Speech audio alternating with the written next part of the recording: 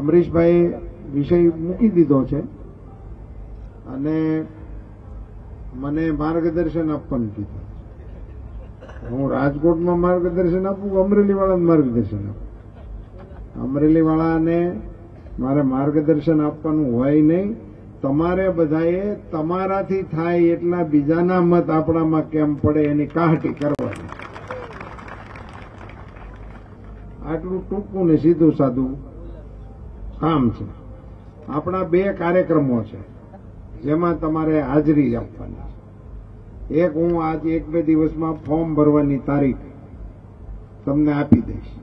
એટલે ફોર્મ ભરવાની તારીખ આપું તો તમારે બધાએ પાઘડી બંધ આવવાનું છે.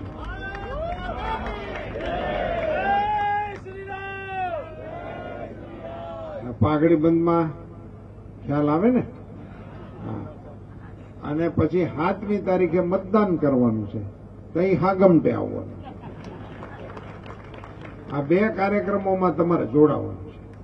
બાકી તમે જ્યાં રહેતા હો ત્યાં અડખે પડખે બેઠા બેઠા વાતો કર્યા રાખવાની કે આ જણને અમે ઓળખીએ છીએ, અમારો જાણીતો માણસ છે, ઘણા વર્ષથી ઓળખીએ છીએ, એમાં વાંધો આવે એવું નથી, તમે જોડાઈજો એવું અડખે પડખે આપણે કહેતા રહેવું. એવું કહેવાની કાળજી વિનંતી કરવા માટે જ હું અહીંયા આવ્યો છું. નહીતર શું થાય છે કે ભાષણો તો અમે કરીએ તો મોદી સાહેબની સરકારની વાતો કરવા બેહું હવાર પડે અને એનો બધાને તમને અનુભવ છે. અમરીશભાઈએ વાત કરી કે ધાતરવડીથી પાણીની ટ્રેન અહીંયા રાજકોટમાં આવતી હતી, ગાંધીનગરથી પાણીની ટ્રેન અહીંયા આવતી હતી. એ બધું તો હાલ્યા રાખે, પણ મારી ઉપર કાંઈક ઈશ્વરિયા મહાદેવની એવી કૃપા થઈ કે અમરીશભાઈ અહીંયા આવ્યો મારી મદદ. આની બીજી મોટી કઈ મદદ કરે? ઉપરવાળો કરે તો આવી મદદ કરે. યુવા મોરચાનો મારો કાર્યકર્તા એમ કહેવામાં મને જરાય અતિશયોક્તિ લાગતી. અને એમના પિતાશ્રી મારા મિત્ર, એમના પિતાશ્રી એ મારા મિત્ર છે. આ બધા અમારા વ્યવહારિક પ્રસંગો છે. પણ સરકારની દ્રષ્ટિએ તો મિત્રો પાણીની સમસ્યા અમરેલીવાળાને હું સમજાવું, એમાંથી અડધા તો પાણીને કારણે જ અહીંયા આવ્યા છે, કપાણીને કારણે. આજ અમારે હસુભાઈ દીકરા છે, મારા કર્મચારી સાથી છે, જરાક ઉભા થાવ ને એટલે આ લોકોને હું ઘણી વખત ભાષણમાં કહેતો. અશ્વિનભાઈ છે, એ મારી સાથે નગરપાલિકામાં નોકરી કરતા. હું ચીફ ઓફિસર હતો અમરેલી નગરપાલિકામાં, ત્યારે એ મારા સ્ટાફમાં હતા. સારું છે અહીંયા હવે સાક્ષી પુરાવી શકે તમને. હું અમરેલી નગરપાલિકાનું પાણીનું ટાઈમ ટેબલ બનાવતો, જેમાં મારી સહી થતી, માણેકપરામાં કેટલું, જયસિંહપરામાં કેટલું, હનુમાનપરામાં કેટલું. તેમાં 15 મિનિટ 15 દિવસે હું પાણી આપતો. બરાબર છે ભાઈ? આપણો ધાનાણી આપણા પાણીના સુપરવાઇઝર હતા. 15 મિનિટ 15 દિવસે તમે કલ્પના કરો, એમાં તે દિવસે 15 મિનિટ બેન જો મોડી પડે તો પૂનમની અમાસી છે. એટલે મહેમાન બીજી ડોલ પાણી માગે ને તો બસ સ્ટેન્ડે મૂકી આવતા. આવી કપાણ આપણે ત્યાં હતી, પાણી જડતું જ નહોતું ક્યાંય. તમારા વિસ્તારના ધારાસભ્ય ખોડાભાઈ, મને અત્યારે એનું સ્મરણ થયું, લકુમ સાદા માણસ, એટલે અછત હાલતી હોય. હું તો વિરોધ પક્ષનો ધારાસભ્ય, ત્યારે સરકાર કોંગ્રેસની હતી. તે અછતમાં પગલા શું લે? તો ડંકીના દાર મંજૂર કરે. નાનું ગામ હોય તો 4નો, મોટું ગામ હોય તો 6નો, અને ટેન્કરો ફાળવે. એ ટેન્કરો જેવું ગામ વસ્તીના પ્રમાણમાં ટેન્કરો ફાળવતા. સરપંચ માથા કઢિયા હોય તો વળી થોડુંક 2 ટેન્કર વધારે લઈ જાય. એ ટેન્કરો ફાળવવાના, દાર કરવાના, 2 જ અછત આખીમાં જે થવું એ થાય. ત્રીજો કોઈ ઉપાય નહોતો. તે અમે બધા ત્યારે તો ખોડદાસભાઈ પણ હતા. એટલે આવા બધા ખમતીધર ધારાસભ્યોની વચ્ચે અમે સંકલનમાં કલેક્ટર સામે બેસતા અને દાર મંજૂર થયા હોય, પછી ટેન્કર મંજૂર થયા હોય. બીજે અઠવાડિયે અમે પૂછીએ ટેન્કર મંજૂર થયા તો એમાંથી કેટલા શરૂ થયા, ક્યાં ક્યાં પડવાનું શરૂ થયું. તો કલેક્ટર અમને કહે કે ટેન્કર મંજૂર થઈ ગયા છે, ટેન્ડરે મંજૂર થઈ ગયા છે, વર્ક ઓર્ડર અપાઈ ગયા છે, વાહનો તૈયાર છે, પણ પાણી ક્યાંથી ભરવું એના સ્થળ નથી મળતા. તમે સાંભળો તો આવું વિચારી શકો છો અત્યારે કોઈ?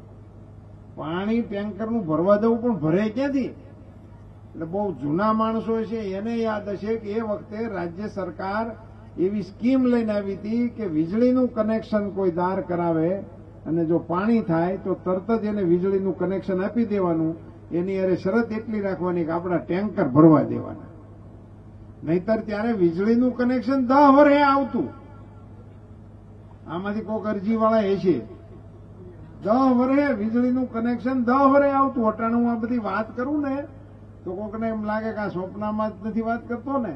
આ બધી અમે વહીવટી રીતે સાંભળેલી, જોયેલી, ભાગ લીધેલી ઘટનાઓ તમને કહું છું. એટલે ખોડાભાઈને એટલા માટે સાંભળ્યા હતા કે ખોડાભાઈ દેશી માણસ, એટલે પછી આ દારનું ને બધું મંજૂર થઈ જાય ને પછી રીગું કેટલી છે એની કલેક્ટર આપે બધી વિગત કે આટલી આપણી પાસે 6 ની રીગું છે, અત્યારે બાબરામાં હાલે છે, આપણા 8 દાર અમરેલીના મંજૂર થયા છે, પછી એમાં આપીશું, પછી રાજુલામાં જાય છે, પછી કોડીનાર ત્યારે આપણી ભેગું રહેતું, એટલે એમાંય જાય છે ને એ બધી વિગતો બનાવે ટાઈમ ટેબલ. તો પછી ખોડાભાઈ એમ કે હવે આ બધા મોટકાઓનું થઈ રહ્યું હોય તો અમારી કરી એક રીંગ મોકલજો, એમ ખોડાભાઈ કહેતા. અને 1-2 રીંગ ને દાર ને શું અછતની અંદર પાણી ક્યાંથી ભરવું એનું સોર્સ સરકારને ન મળતું હોય એવી સ્થિતિમાંથી આજે માં નર્મદાનું પાણી તમારા બધાના આંગણાની અંદરથી વહે. હું તો ચૂંટણીની સભા છે તોય કહું કે તમે સવારમાં નળ ખોલો તો નળને ખોલતા પહેલા તરત જ દર્શન કરવા 2 હાથ જોડીને એને વંદન કરવા. એ માં નર્મદા તમારા નળની અંદર આવે છે. શાસ્ત્રોમાં સંતો બેઠા છે એમાં લખેલું છે કે ગંગા નદીમાં સ્નાન કરવાનું પુણ્ય છે, યમુના મહારાણીનું પાન કરવાનું મહત્વ છે, નર્મદાજીના દર્શન કરવાનું મહત્વ છે, અને આપણે ત્યાં તો સૂર્યપુત્રી તાપી માતા એવા છે કે એનું સ્મરણ કરવાથી પણ પુણ્ય મળે. આ શાસ્ત્ર માન્ય આપણા બધા પ્રમાણો છે. તો એમાં નર્મદાજીના દર્શનનું મહત્વ છે. અને એટલા માટે નર્મદાજી આપણે ઘેરે આવે એવી વ્યવસ્થાઓ જયારે ગોઠવાણી હોય તો કેવડો ફેરફાર થયો. ક્યાં 15 દિવસે 15 મિનિટ પાણીની આપણી અમરેલીની વ્યવસ્થા એનો કરનારો હું. અને નર્મદા યોજનાની પાઇપલાઇનને હાથોહાથ સૌરાષ્ટ્ર સુધી લઈ આવવાની ડિઝાઇન કરનારમાં પણ એક કાર્યકર્તા હું, પાણી પુરવઠાનો મંત્રી હું હતો પહેલો વહેલો. એટલે ગજબના ફેરફારો મોદી સાહેબના કારણે આપણે કરી શક્યા અને એની બહુ મોટી લડાઈ આપણે લડવી પડી. નર્મદા એમનેમ થઈ નથી ગઈ. ગુજરાતના મુખ્યમંત્રી શ્રી તરીકે નરેન્દ્રભાઈ મોદીને ઉપવાસ ઉપર ઉતરવું પડ્યું. પરમિશન આપણને નહોતા આપતા. ઊંચાઈ વધારવાની આ પાણીનું કોઈ સાધન નહીં. 4 રાજ્યની જીવાદોરી જેવી યોજના એને 10 વર્ષ સુધી પરમિશન નથી આપી. મિત્રો, ભારતીય જનતા પાર્ટીએ મને 8માં રાજ્યસભામાં મોકલેલો ત્યારે મનમોહનસિંહજી વડાપ્રધાન હતા અને મોદી સાહેબ અહીંથી અમને સંસદ સભ્યોને ભલામણ કરે કે આ દરવાજા ફિટ કરવાની પરમિશન તમે મળીને વડાપ્રધાનને મળો અને જલ્દી મળે એવું કરો. અમે બધું આવેદનપત્રો આપવા જાય.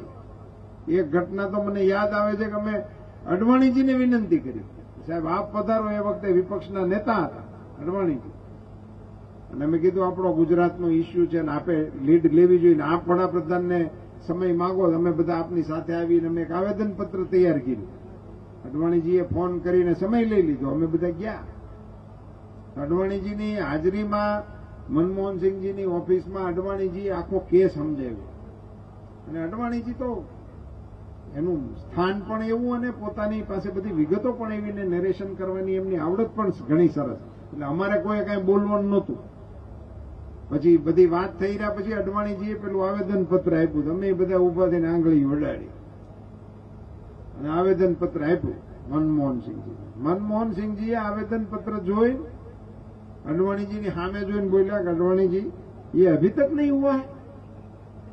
હું તો ગળગળો થઈ ગયો. મેં કીધું તો હાજે પરમિશન આવશે. હજી અભી તક નહીં હુઆ હૈ એસા બોલ્યા. અને એમાં કંઈક લખ્યું. હું થોડોક છેટો હતો એટલે હું લખ્યું એ મેં વાંચ્યું નહોતું, પણ પણ હું તો એટલો રાજી થયો કે એ આવેદનપત્ર આપીને પછી અમે બહાર નીકળ્યા હતા. હું તો સંસદની લોબીમાં અડવાણીજીને પડખે સીડ્યો ઉતાવળો થઈ અને અડવાણીજીને કીધું, અડवाणी जी अगर हम 2-3 महीना पहले आ जाते तो हमारा ये काम हो जाता, आपके प्रति उनका बड़ा आदर है और शायद मंजूरी हमको मिल जाती. तो अडवाणी जी मारी सामे फिर्या, मैंने कहा रूपाला तुम अभी नए हो. હું जी नवो तो मारी तो पहली टर्म शुरू थी थी, थोड़ा बीत थया था. मैं जब आता हूं तब यही बोलता है कि अभी तक नहीं हुआ. આવી રીતે આ દેશ આલ્યો.